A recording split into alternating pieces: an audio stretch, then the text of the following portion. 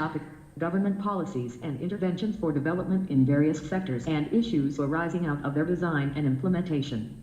Legalize gambling. Context: the Law Commission of India has submitted a report to the government recommending cashless gambling in sports as a means to increase revenue and deal a blow to unlawful gambling. Legalize gambling. Yes.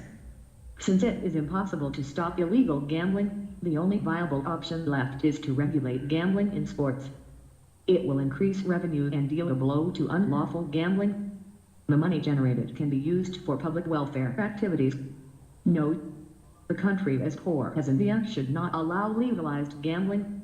Such a move would leave the poor poorer and only vested interests want legalization of gambling.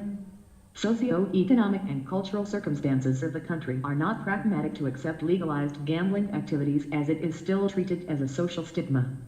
It may also prompt future generations to take unethical paths. Law Commission recommendations.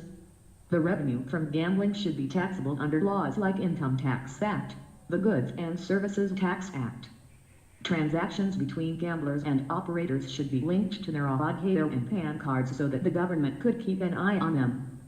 There is a need for classification of proper gambling and small gambling. Proper gambling would be for the rich who play for high stakes, while small gambling would be for the low-income groups. The government should introduce a cap on the number of gambling transactions for each individual, that is, monthly, half-yearly and annual.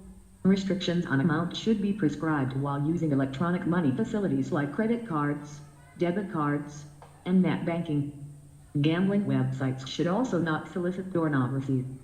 Regulations need to protect vulnerable groups, minors and those below poverty line, those who draw their sustenance from social welfare measures, government subsidies and January account holders from exploitation through gambling. Foreign exchange management and foreign direct investment laws and policies should be amended to encourage investment in the casino/online gaming industry. This would propel tourism and employment.